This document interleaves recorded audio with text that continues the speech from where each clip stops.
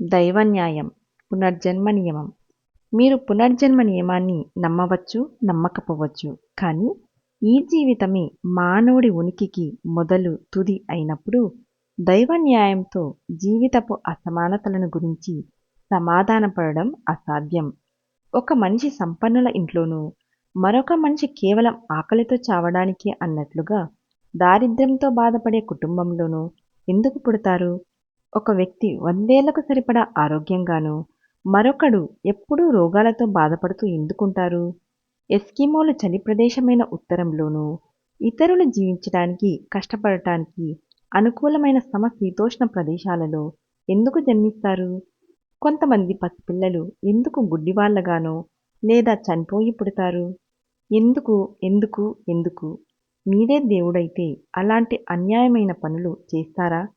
అపరిపూర్ణమైన శరీరాలు, మొదళ్ళు కల జీవాలను ఉద్దేశపూర్వకంగా సృష్టించే చపలచిత్తుడైన దేవుడి చేతిలో మన జీవితాలు ముందుగానే నిర్ధారింపబడి ఉంటే శాస్త్రాలు చదవడానికి, వాటిని అనుసరించి జీవించడానికి గల ఉపయోగం ఏముంది? కార్యకారణ సిద్ధాంతాన్ని అనుసరించి ప్రతి చర్య అందుకు సరి సమానమైన ప్రతిచర్యను సృష్టిస్తుంది. కాబట్టి మనకిప్పుడు సంభవిస్తున్నది ఏదైనా మనం ఇంతకు ముందు చేసిన దానికి ఫలితం. ఈ జీవితంలో ప్రస్తుత పరిస్థితులకు లెక్క కట్టేది ఏమీ లేనప్పుడు మనం తప్పించుకోలేని విధంగా చేసే నిర్ధారణ ఏమంటే, ఏదో ఒక ముందటి కాలంలో, అంటే ఒక గత మానవ జన్మలో మనం కారణాన్ని చలనంలో పెట్టాం.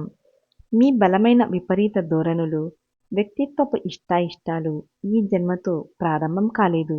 అవి మీ చేతనలో చాలా కాలం ముందు నుంచే స్థిరపడ్డాయి. దీన్ని బట్టి కొందరు చిన్నతనం నుంచే కొన్ని ప్రత్యేకమైన నైపుణ్యాలను, బలహీనతలను, ఇంకా వేరే ఇతర లక్షణాలను చూపుతారో అర్థం చేసుకోవచ్చు. భూమి మీద యేసుక్రీస్తు గడిపిన పరిపూర్ణమైన జీవితం అనేక పూర్వజన్మలలో ఆయన పెంపొందించుకున్న మనోనిగ్రహ ఫలితమని మనం అర్థం చేసుకోవచ్చు. అనేక పూర్వజన్మల ఆధ్యాత్మిక జీవన శిక్షణ ఫలితమే అద్భుతమైన ఆయన క్రీస్తు అవతారం.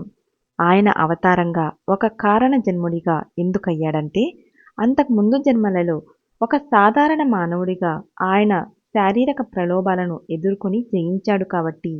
ఆయన జీవితపు దృష్టాంతం మిగిలిన మానవజాతికి ఖచ్చితమైన ఆశనిస్తుంది. లేకపోతే మనకిక అవకాశం ఎక్కడుంది? భగవంతుడు మనకు బోధించడానికి దేవతలను పంపితే నేనంటాను, ఈశ్వరా, నన్ను నువ్వు దేవతగా ఎందుకు సృష్టించలేదు?